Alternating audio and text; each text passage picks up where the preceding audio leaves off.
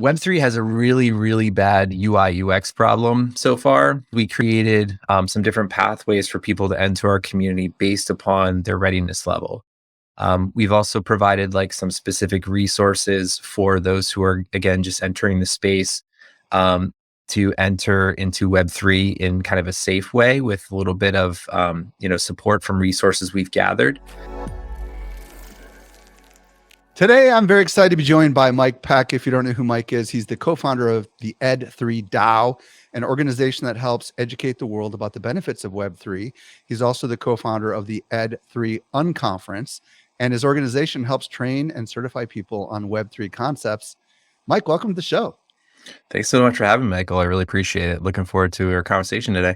I'm super excited to have you. I think you're the only other Mike, now that I think about it, that I've had on the show. Beyond that, we're going to explore how to develop a thriving DAO, and I'm really excited to tap into your knowledge base, having developed a DAO. But before we do, I'd love to hear your story. Like, how'd you get into DAOs and Web3? Start wherever you want to start. Yeah, no, it's a great question. And I think it's a really good idea to always come back to that story. As you kind of progress through whatever, career journey you have, because I think understanding where you've come from helps you understand where you want to go. And my background, I guess my traditional job is right now I serve as a director of technology for a public school. And so I've been in the teaching profession now for 15 years in different roles, starting in the classroom and then making my way into some leadership roles. And one of the things that I think throughout my time in this particular role was um, I, I spent a lot of time trying to understand how we can develop better systems for learning that don't really focus so much on the system, but rather the person. And that journey led me through a bunch of academic courses. I went through my doctoral program, and in that process, I studied schools that were leading in a different way. They were leading towards the learners. The systems were being built around the needs of the individual as opposed to the needs of the system. And these leaders were expressing different values. They were expressing different leadership habits. And it was through that process that I came to understand how important the learning in a community is. And so many times when I had conversations with these school leaders, they talked about the importance of the network in supporting the needs of the learner. And so that journey kind of happened up until about 2020. Prior to that, I started investing in crypto in 2017. So I understood crypto back then. I started investing a little bit, kind of exited the space during the last bear market. But around the same time that I finished my studies, the next bull market started coming around, and I had all this free time to start exploring again. And I was always fascinated by the idea of using technology to enhance human coordination, and started to see how NFTs, how tokens were being used in different ways, not just for investment, but in DAOs. I started contributing to a couple of DAOs, one more in particular. Shout out to Bankless and their community. It was a wonderful place for me to learn a little bit about what it means to contribute to a DAO, how DAOs operate, that kind of thing. And so that was sort of happening in parallel to the final phases of my studies. And the thing that really triggered in my mind, like the sort of the convergence of the two, was one of the things that is often talked about in Bankless podcast series is the idea of DeFi being money Legos. And the idea of Lego has always really appealed to me, having been a kid growing up playing with them all the time, and thinking about how education could be, if we talk about building out networks for education, we could talk about learning Legos. Like, how do we build these learning Lego systems that allow people to put the Legos together that make sense to them in their own pathways? And so my journey was sort of the convergence of my passions in crypto and Web3, and then DAOs and NFTs, sort of converging then with education, which was happening sort of like in its own track.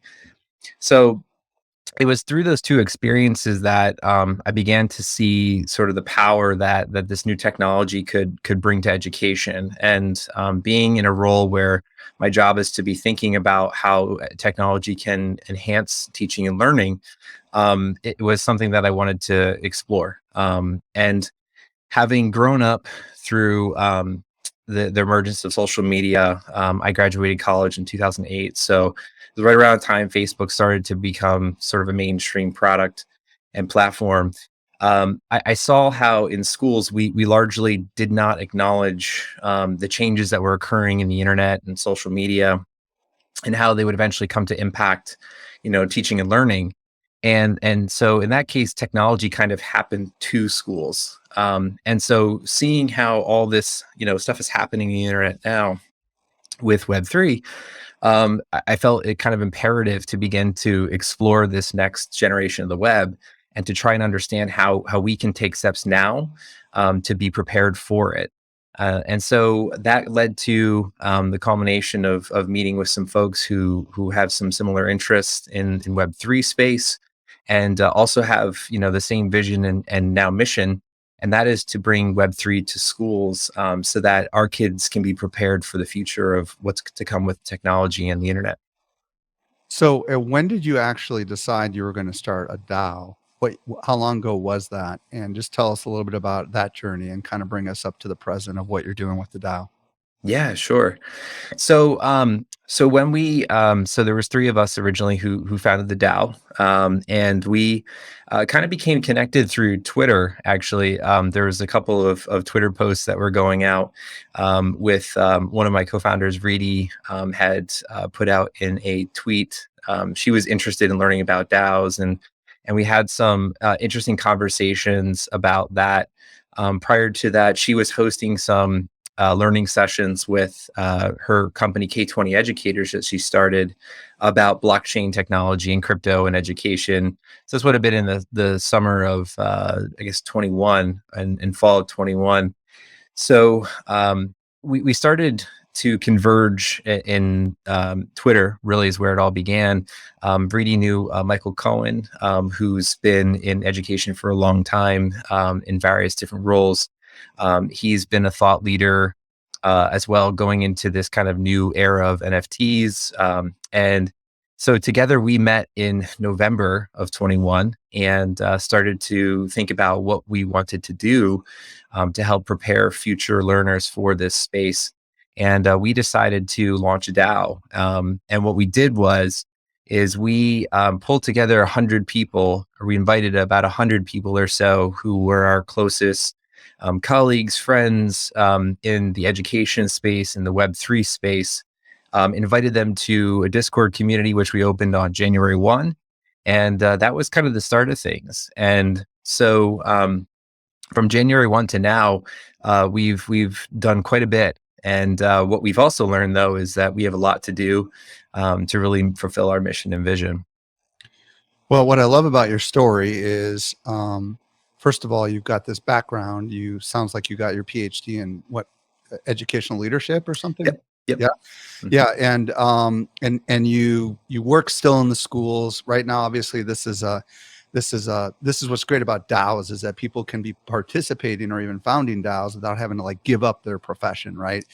But I would imagine what I'm excited about is the future. The future is that your DAO and other DAOs could be legitimate organizations that employ people full time, and I'm sure that's ultimately where this is going to go, and that's what's so exciting about this new frontier. There are a lot of people listening right now that may not even understand what a DAO is, decentralized autonomous organization. Maybe they've heard me talk about it a couple of times, and maybe they've heard Bankless about the Bankless DAO, or maybe they've heard about Decentraland having a DAO, but they don't really understand why. Why should this be a way of structuring an entity? Like, why did you consider starting a DAO, and why should others maybe consider starting a DAO? What's the benefits? Yeah, that's a great question. So yeah, when we talked about starting a DAO, one of the things that we felt was really important was to begin to explore new models for coordination. Schools have been built on pretty strict hierarchies since really the 1900s. Our current education models are rooted way back in the 1900s, where it was more about compliance than it was about collaboration or creativity. And so when we started thinking about the organization, you know, you need to walk the walk. You can't just talk the talk. And so when we started thinking about organizational structure, we wanted to create a space where people could be contributors and owners to the organization. It's not a situation where I have all the answers or one of the other co-founders has all the answers. Really, it's about our shared experience and all the expertise that we can bring together in order to bring education into this new world. And so we wanted to create an organization that's a lot flatter. And so when you're talking about a DAO, I think a pretty easy analogy is a co-op. People are familiar with co-ops where different people will get together as a group with common interests, with common values, and what they'll do is they'll work together and contribute what they can to a common vision. And that's pretty similar to what we're talking about here in DAOs. And I think largely it's a big challenge in the space is that the acronyms, the terminology sort of get in the way of like what at the heart of these things they really are. And so when we're talking about DAOs, like a helpful mental model for it is a co-op that shares a bank account. It is like the simplest terms what it is. And so we really wanted to have an organization that was flat and that people could be a part of, that they can contribute to when they can, what they can. And that not only that they can contribute, but they also can be shown value for what they give. I think oftentimes educators, they work a job and, you have the job that's on paper. And that paper job, it's supposed to take you 8 hours, 9 hours a day or whatever. But oftentimes educators are going home at night. They're spending 3 hours, 4 hours grading papers, writing to parents, planning lessons, that kind of thing. And so we wanted to create an organization that could honor the value and the contributions of the individual, not tell them that, they have to do X, Y, and Z and not get paid for it. We have a community who's really passionate about doing what's best for kids. And that's why we wanted to bring this community together, not only to do that, but also to then provide value to those who are giving it. And so, there's definitely an element of democracy. I think that's really important in DAOs. I also think too, another key is value alignments. In education, we oftentimes are pulled in different directions. Because we have certain things, incentives like meeting test mandates and test scores, or meeting certain criteria for certain content, certain not collaborations, certain content or curriculum. And so one of the things that we also felt really strongly about too is that the people who are joining us have, they're really interested in, again, doing what's best for kids and figuring out how this technology can work for the better. And so we wanted to bring people together so that they could, have a say in where the organization goes, around the same core values. We're all showing up for the same reasons, so let's give people a voice in that too. And so I think really having a voice, being democratic, being flat in nature, so not top down, but rather bottom up, I think are some of the reasons why we chose to go the direction of starting a DAO. As you were studying your PhD, did the concepts of a DAO seem very foreign to what you were learning in your PhD program, or did you find some parallels? Because traditional organizational structures are not organized this way at all, unless you're talking about shareholders, Yeah. And even then, it's like, it's a really great question. So to get to your question, it didn't strike me initially, but when I started thinking about this idea of Legos is really where it started to kind of click for me. When we talk about like some of the schools that I studied, they were sort of built into the community. The community was inside the school. They were out in the community. And so the responsibility of education wasn't just under the purview of the school and the specific teachers that child was taking courses with. It was the job of all of the educators in the school to help all the kids. And furthermore, they really encouraged a lot of community collaboration coming into schools, and also their kids going out into the community and doing things there too. So it was very clear that some of these schools, the way that they crack the code was by building networks. And so they're sort of taking away like the command structure that we see most common in schools, and they're decentralizing it amongst the community. And Amazing. that was sort of like the light bulb for me, was to kind of make that connection where these schools figured it out because they built networks. And that's what this space is all about, is networks. I really, really, really like a lot of what you're talking about. And especially even for people listening that aren't in the educational space, probably everyone listening has gone to school and they know the structure. Sometimes it can be like the military. You know what I Yeah. mean? You got the headmaster, you got the principal, and you got all these different people. Hmm. If you're at universities, you've got police departments and all that kind of stuff on campus. And it's like, it's all about following the rules and structure. I like the idea of a flat organization, and it's interesting to see that some of the most creative new schools, or schools that are really thriving, are embracing a lot of the principles that are at the foundation, if you will, of Web3, which is things like collaboration, things like contribution, things like rewards, right? Hmm. In this particular case, which I don't even know, I would imagine these schools offer what limited rewards they can, but you can actually offer real monetary rewards in the case of bounties when it comes to DAOs, right? So Hmm. it's really, really interesting. So let's talk about, like, if someone were to actually start a DAO, because you're barely a year into your DAO, right? I mean, like, Yeah. not even a year as of this recording. Yeah. So one of the first things that I would think about if I wanted to start a DAO is, well, how do I even get people into the DAO? Like, Mhm. and how do I grow the DAO, and how do I get people who are part of the DAO to somehow feel like they're part of the DAO? So Mhm. what can you talk a little bit about growing and embracing members of the DAO? Yeah, that's a great question. I think it begins with answering the question of why. Why is it that you're building a community? What's the point of it?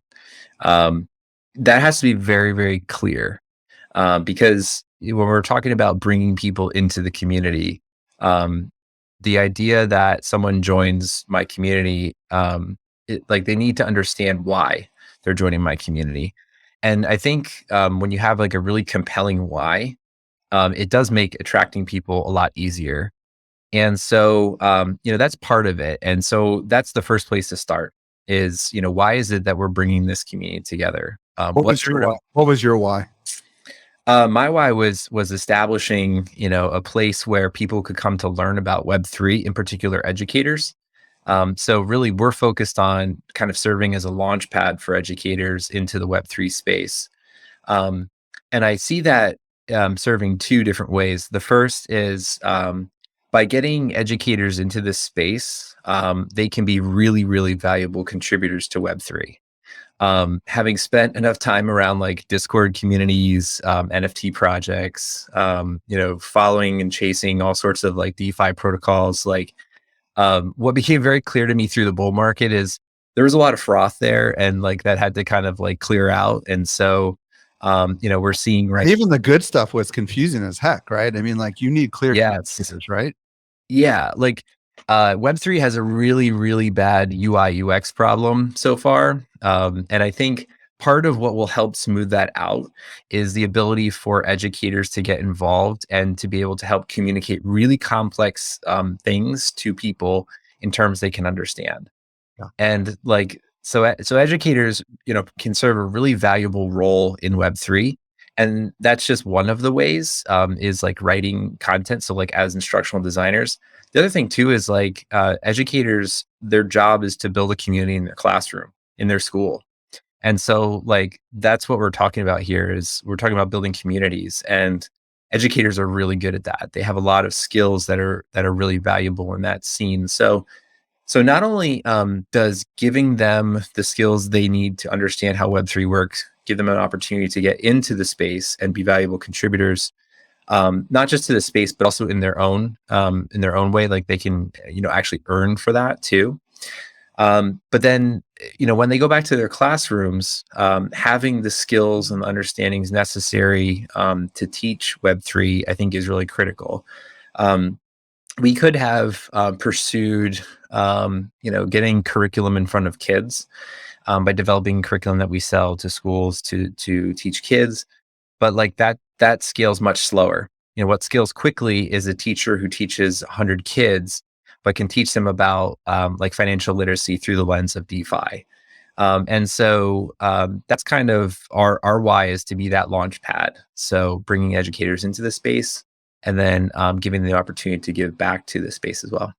So, in addition to understanding your why and clearly communicating it, and you've got a pretty compelling why, how else do you grow your members and kind of nurture them along, if you will?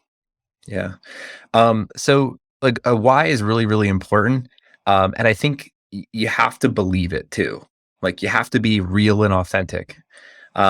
There was a lot of, and I think unfortunately, kind of the narrative has been written for a lot of us on the space. There was all the talk of scams and rug pulls and, all the bad stuff that's happened sort of has overshadowed like the potential that exists for some really awesome technology to solve some really, really big problems. And so I think being authentic to your mission is really critical, and showing up each day for that is really, really important. And once you get beyond like the you part, like understanding why you're doing this and being real about it, some of the things that we've taken to help grow our community are just providing value for community members. So in our case, like our one of our big value propositions is like providing education. And so we've been doing education events for not just our community members, but also for those outside of it who are just kind of like curious about what Web3 is about, who want to learn more. So again, providing value is key. The other thing I would say too is, having a space that like aligns to what you're hoping to achieve. Like right now, our Discord community, we're gonna kind of carry it through some evolution here, some changes in the next couple of weeks or so, because our community has grown and our needs have changed, and so having like a very clear space for people to engage with is really, really important. Whether you choose Discord or some other platform is up to you. But I think you want to be really, really intentional about kind of the space that you lay out for people to engage.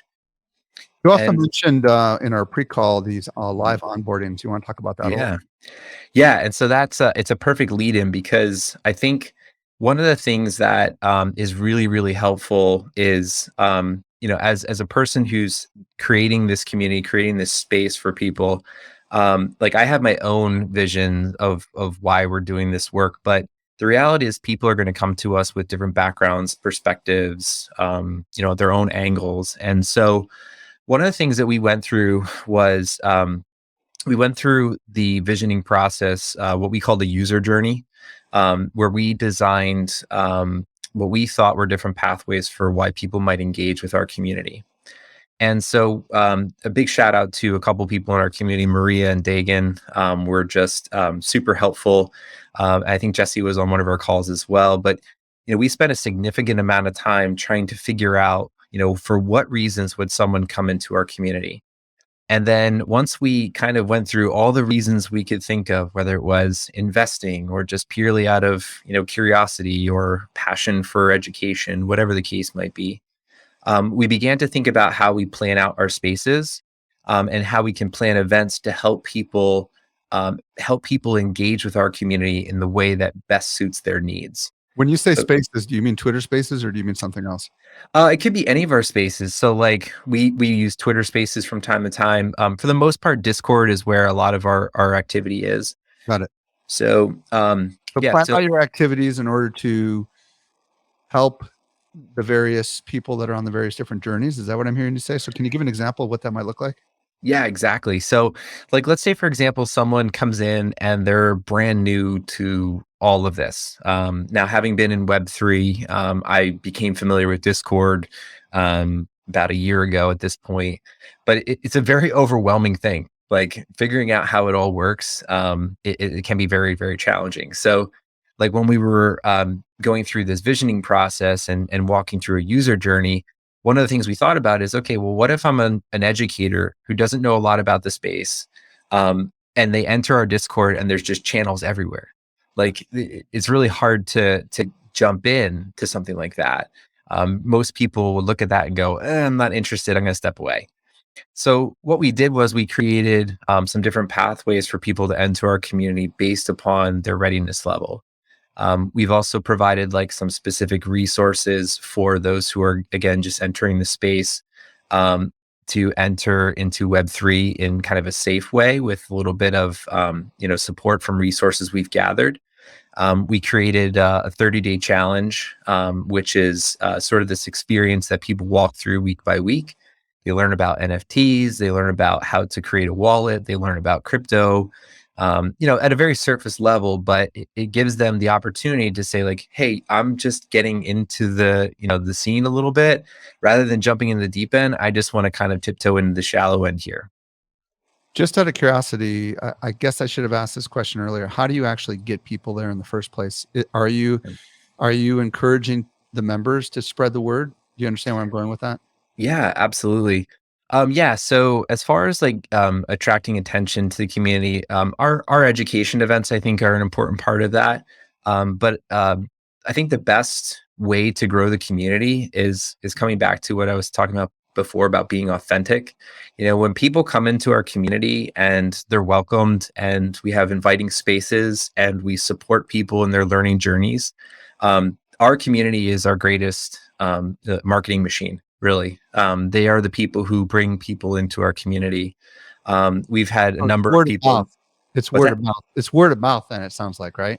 That is a big part of it. I think we're starting to gain some traction just from a branding perspective, because of like the events that we're doing with the Unconference, with offering micro credential courses, Got with doing our free events too as well. So it's kind of a multifaceted approach in our case. And a lot of it was just sort of experimental, like figuring out what worked and what didn't.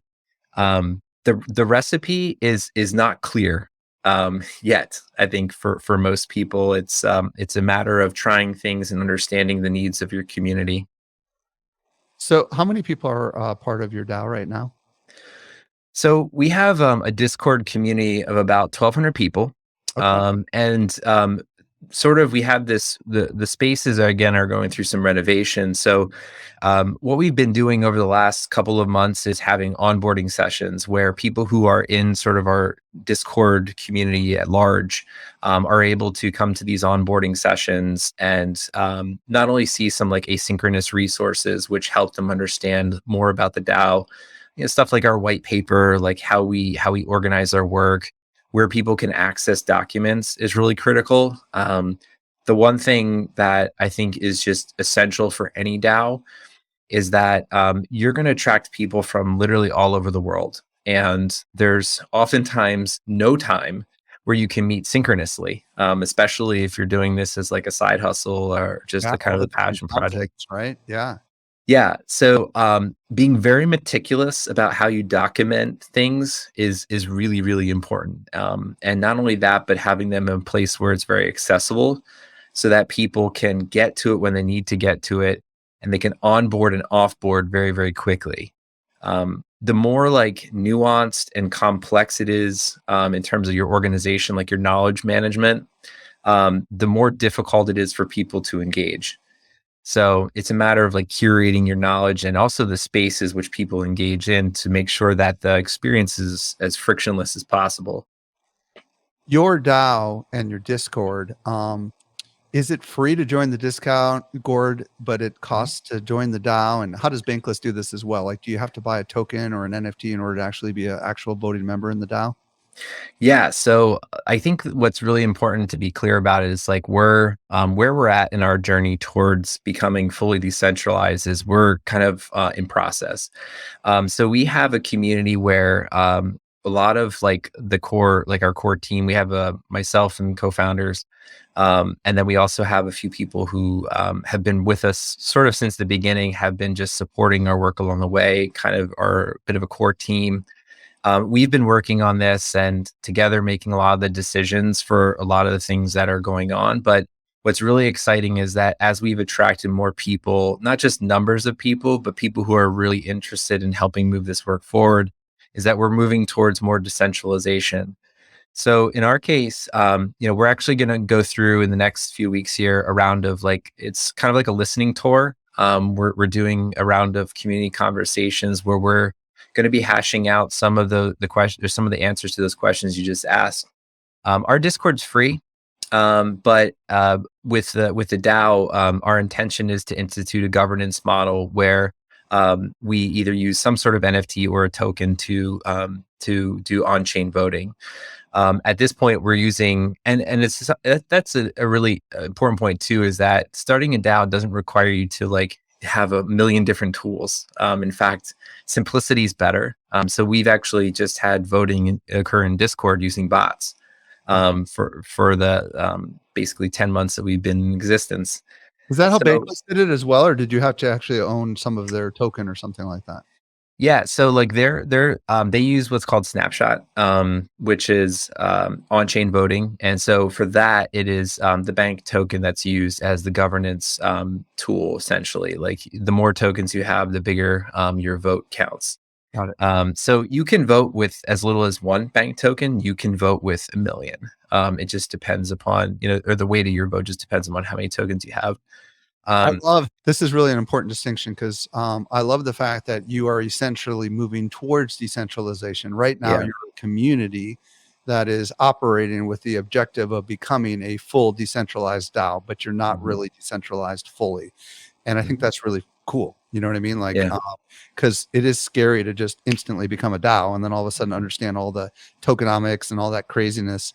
One of the questions I've got is about collaboration and community development. You might have mentioned it a little bit, but this is clearly part of what your background story is, right? Which is with the school systems, it's all about collaboration and getting involved with the community. How do you do collaboration and community nurturing and development, if you will, inside your DAO? And what tips do you have for others who might want to consider doing it? Mm. That's a great question.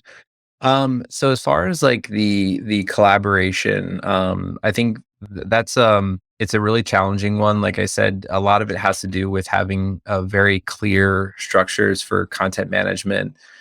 Because people can like onboard and offboard whenever they want. You need to be able to have the right information available to the right people at the right time.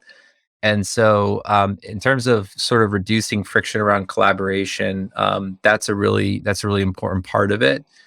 The other part is, so I joined Bankless DAO. I started contributing in like June of 2021.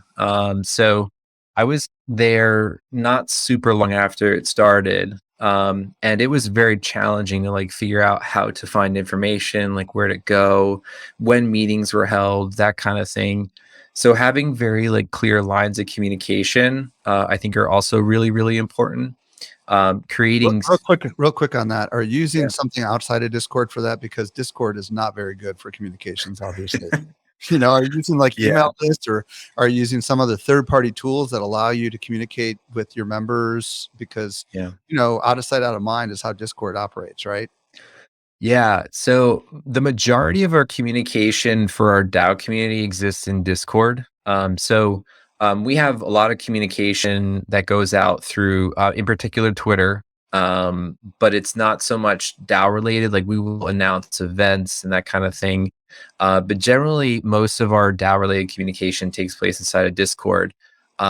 We are going to be putting together a monthly newsletter, either a monthly or bi-monthly newsletter for our DAO members, which we'll use on email list.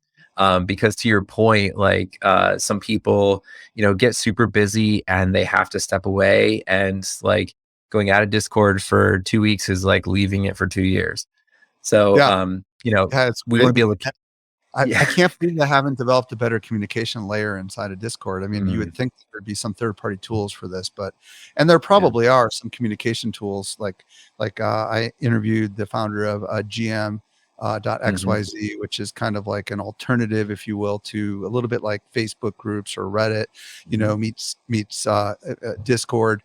But this is the big challenge, obviously, is communicating, because if you have members of your Discord that are like me that belong to 30 different Discords, right? Because I own all these different NFTs. Mhm. It could very easily miss important notifications.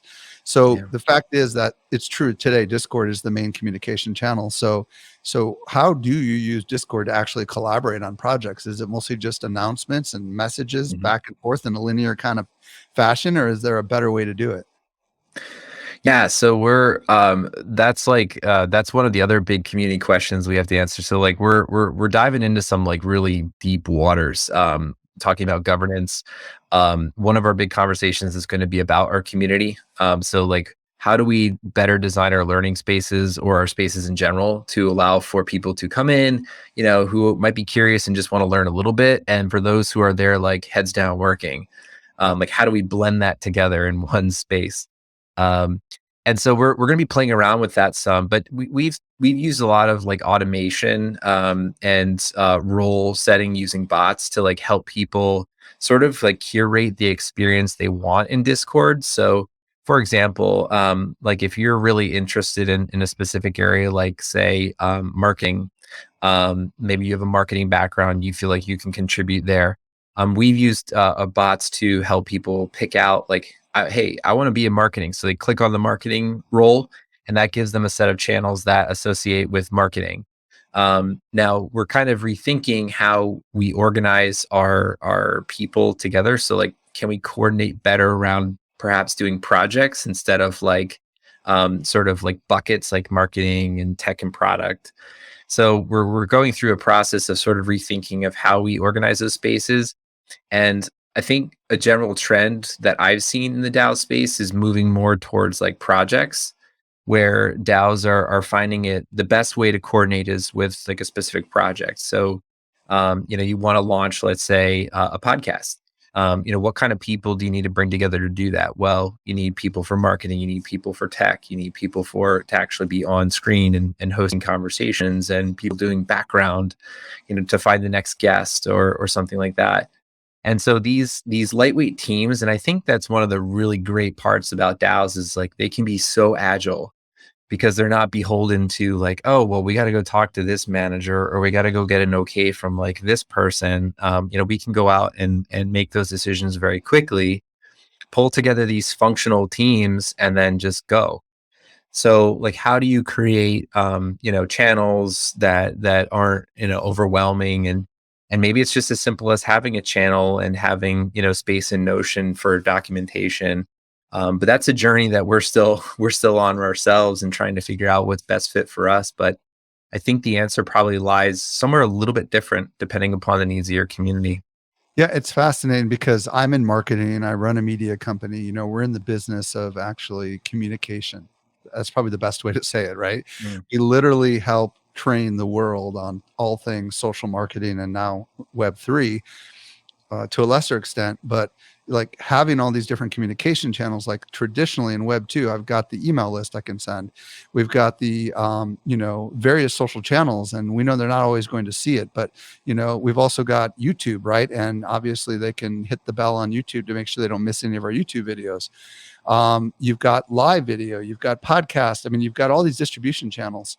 And the challenge in our world is that these distribution channels are busy, but they do deliver, generally speaking. Like the email will show up in the inbox if they look at it, or the text message. We don't do text, but if a lot of people do, it'll show up on the phone as long as it doesn't get like put into spam or whatever, right? But Mm. this challenge is a legit challenge in the world of Web3 because the communication stack has not been developed.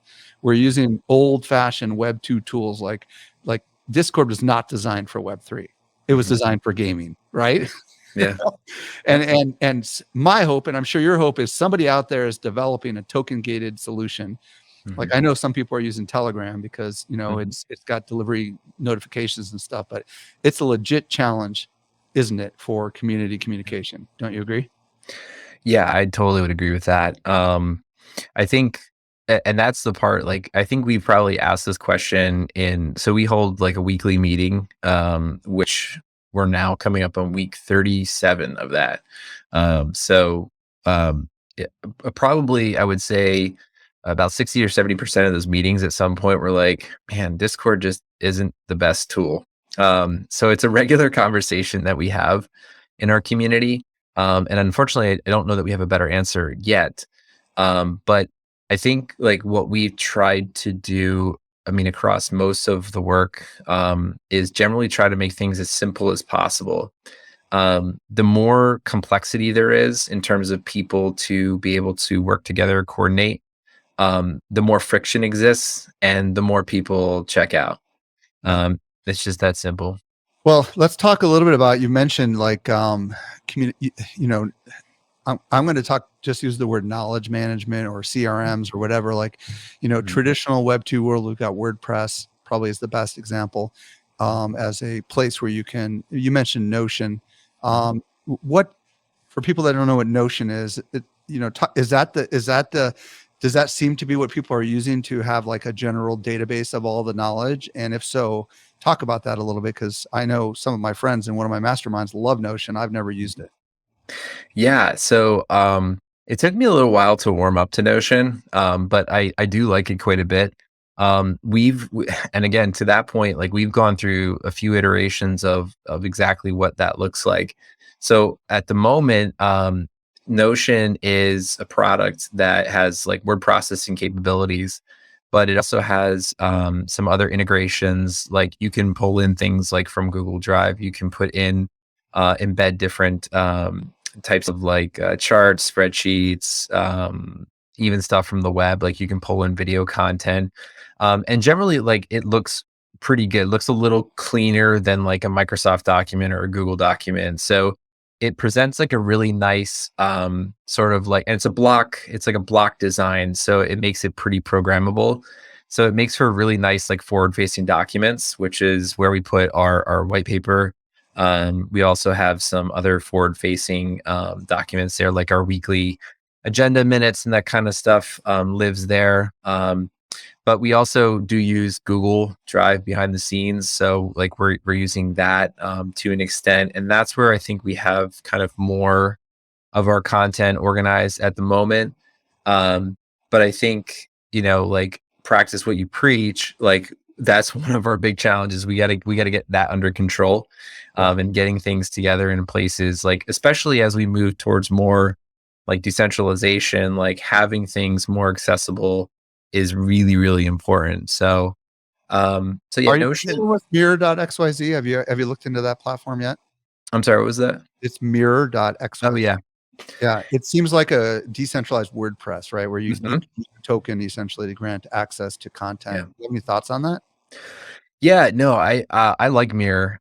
It also, I think what's really cool is for content creators is like you can also do like split stream payments too. So if you want to charge for your let's say your blog post, you can create it as an NFT and split the sales up on a certain percentage basis if you want to. I published a couple blog posts on Mirror. I always want to start writing more. I never have enough time to do it. But I do like Mirror quite a bit as like a forward facing product that, like, I think one of the things like I've recently become kind of interested in is like we're producing a lot of content. Like we have a lot of people in our community who are now writing about Web3 and education. They've gone from, you know, just sort of just getting started, just learning a little bit about it, and now they're actually writing their own content. And so I think it'd be really cool to see, you know, an Ed3 DAO like Mirror account or an Ed3 DAO Substack, where we start to like really bring to bear like our expertise in the field and start to produce more content in that way.